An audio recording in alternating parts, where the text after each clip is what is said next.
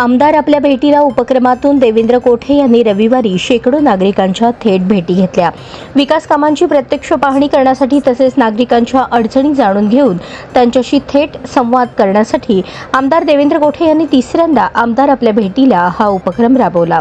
आमदार आपल्या भेटीला उपक्रमात रविवारी आमदार देवेंद्र कोठे यांनी प्रभाग क्रमांक 11 मधील राजीव नगर, किसान नगर, मुख्य रस्ता, विष्णुपंत नगर, गंगाधर नगर, तुळशांती नगर, तुळजाभवानी नगर, फैज दवाखाना ते समाधान नगर रस्ता तसेच अभिषेक नगर, बुद्ध नगर ते वेलकम हॉल रस्त्याच्या परिसरातील नागरिक आणि कार्यकर्त्यांसमवेत दुचाकीवर फिरून पाहणी केली।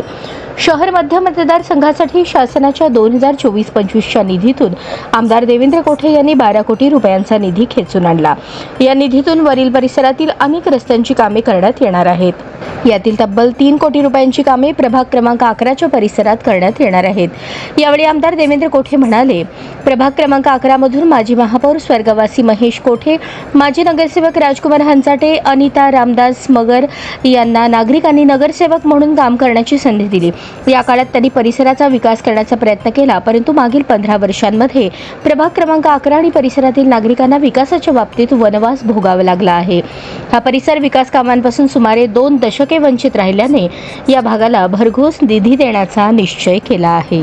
प्रभाग क्रमांक 11 मधील आमदार आपल्या भेटीला या उपक्रमात अंतर्गत आपण प्रभागातील राजू नगर असेल, किसान नगर असेल या सगळ्या परिसरातील नागरिकांची भेटी घेऊन या भागातल्या ज्या समस्या आहेत त्या समजून घेतलेल्या आहेत। आपण विधानसभेला भरभरून असं मला मतदान करून या ठिकाणी आमदार म्हणून काम करण्याची संधी दिली, याबद्दल प्रथमतः मी आपल्या सगळ्यांचा आभार मानतो। मागच्या 15 ते 20 वर्षापासून या भागाने वनवास भोगलेला आहे। या भागातील अनेक कामं, विकास कामे वंचित होती, परंतु आमदार म्हणून निवडून आल्यानंतर मी निश्चय केला की या भागाला सर्वाधिक निधी द्यायचा।